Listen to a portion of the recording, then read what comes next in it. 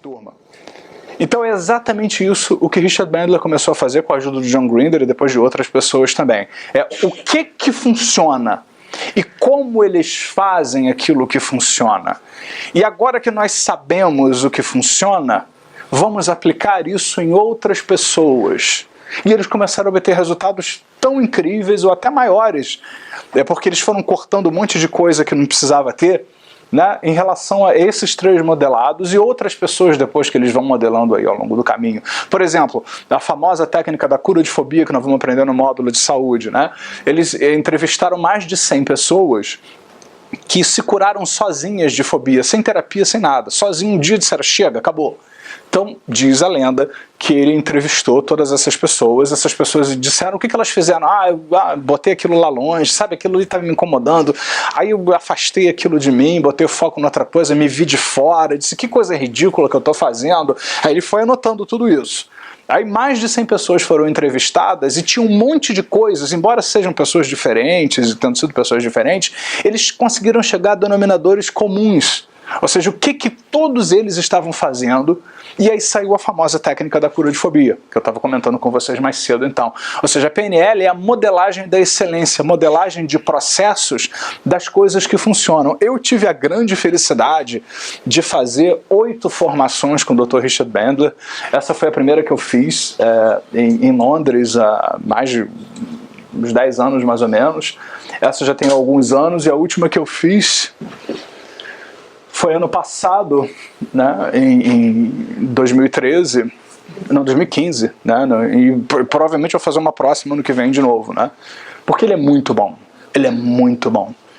né, ele tem 65, 66 anos de idade hoje, eles começaram a fazer isso muito jovens ainda, a PNL já tem 40 anos, né, e ele é muito bom, ele é o artista, ele é um gênio, eu já vi ele curar uma fobia que não tem nada a ver com a técnica da cura de fobia em menos de 3 minutos. Ele gosta, né? Ele diz assim, cronometra aí, vamos ver em quanto tempo eu consigo curar uma fobia agora. A coisa foi embora. Porque ele sabe como é que a coisa funciona, ele tem muito know-how. Se hoje eu faço o que eu faço na PNL, na hipnose e tal, é 90% de influência do Richard Bandler, do que eu aprendi com ele. Eu já aprendi antes de conhecer ele pessoalmente, ouvindo os áudios e vendo os vídeos dele e tal, e pessoalmente então foi assim, uma coisa fantástica. Mas o que é a programação neurolinguística? A coisa começou, inclusive, inicialmente sem um nome. Durante uns 5 anos, ele e um grupo de pessoas começaram a praticar uma série de coisas e a coisa não tinha nome. Né? Até que, depois de um certo tempo, eles chegaram à conclusão que um bom nome seria programação neurolinguística. Então, por que programação neurolinguística? Vamos estudar um pouco essas coisas. Neuro tem a ver com o sistema nervoso, como é que a pessoa processa e codifica as informações. Então, grande parte dessas técnicas funcionam muito bem porque existe um entendimento de como funciona o cérebro, o sistema nervoso, os mecanismos de aprendizagem, como é que nós sequenciamos as coisas. Essa coisa de botar a coisa à distância e desfazer a estrutura vem de um conhecimento profundo de como é que funciona o cérebro, o processo cognitivo, a retenção de informações. Então existe um suporte neurológico muito forte nesses estudos. As técnicas são criadas, são estudadas com base em muitas coisas que se sabe sobre como o cérebro funciona. Então, o neuro significa o hardware, o cérebro, o sistema nervoso, que é a base de tudo, que muitas psicologias acabam negligenciando, falam muito mais das emoções e tal, e se esquecem de como o cérebro funciona. Né? Por exemplo, uma coisa que muitas psicologias acabam pisando na bola é que, neurologicamente, tudo aquilo que você põe o foco aumenta. Então, se eu fico 10 anos pedindo para você falar do seu problema vai aumentar. Não vai diminuir, necessariamente. O seu problema só vai começar a melhorar se, junto de falar do problema, você também começar a falar de solução do problema. Aí o foco vai para outra coisa. Mas enquanto você ficar com foco na dor, no sofrimento... Eu me lembro que até hoje, né, essa moça que eu fiz isso lá no corredor, lá na escada, ela disse, eu vim aqui escondido da minha terapeuta, porque a minha terapeuta disse que são necessários muitos anos, porque essa coisa que me incomoda, fica aqui em cima me incomodando e tal, ela disse que são necessários muitos anos, e que eu não tenho que ter medo, eu tenho que sofrer, eu tenho que sentir dor, e só depois de muitos anos isso que me sufoca, que me causa esse mal-estar, vai embora. Eu fiz ali na escada. Eu falei, muitos anos, né? E foi embora. Quer dizer, claro, ela depois teve que lidar com outras questões, tá? Mas aquilo que sufocava, que incomodava e tal, como no caso dela, aquele impacto negativo da experiência, vai embora rápido. Por quê? Porque você sabe como é que o neuro funciona e como funciona a parte linguística da pessoa. Linguística não tem a ver só com linguagem falada. Linguística tem a ver também com aquilo que você cria em termos de significado. Por exemplo, eu tive 3 experiências afetivas, elas falharam, então eu sou um fracasso afetivamente. Você está criando um significado linguístico. Né? Na verdade, não quer dizer só porque você falhou 3 vezes que você é um fracasso, seja no que for. Qualquer coisa, eu quero aprender a tocar violão, tentei tocar 3 músicas, não consegui, nunca mais vou conseguir, eu sou uma negação em termos de música. Não! Né? Não necessariamente.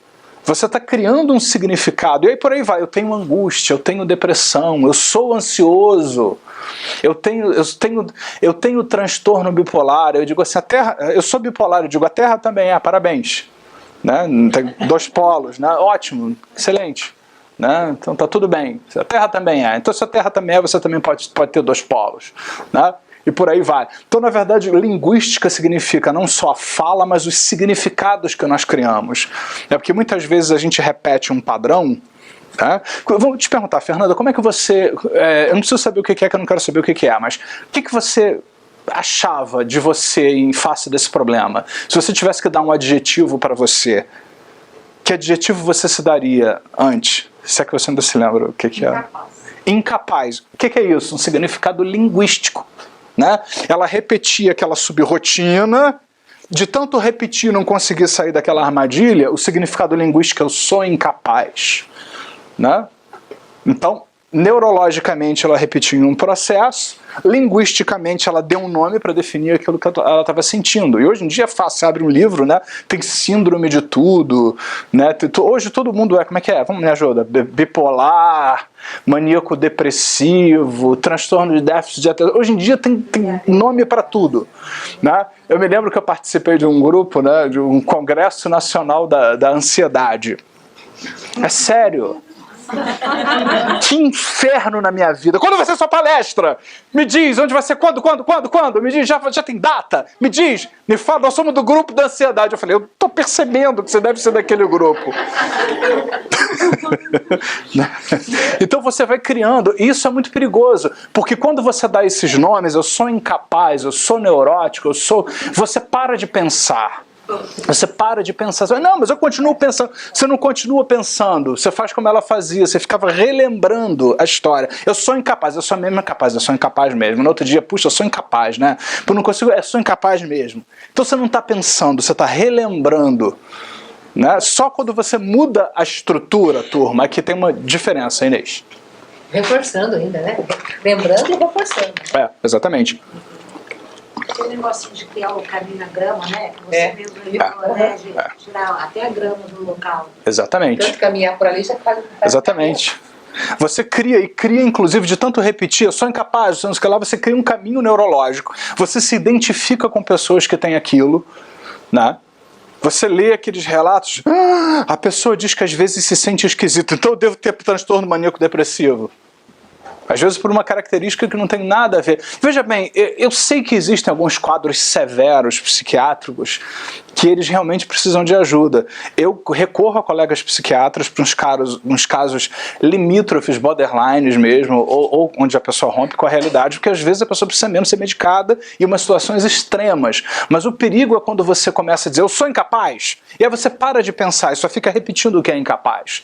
Então você deixa de escolher, de assumir o controle da sua vida. E você começa a repetir um padrão, repetir de novo. E justamente, da programação neurolinguística tem a ver com organizar essas partes e buscar novas estratégias.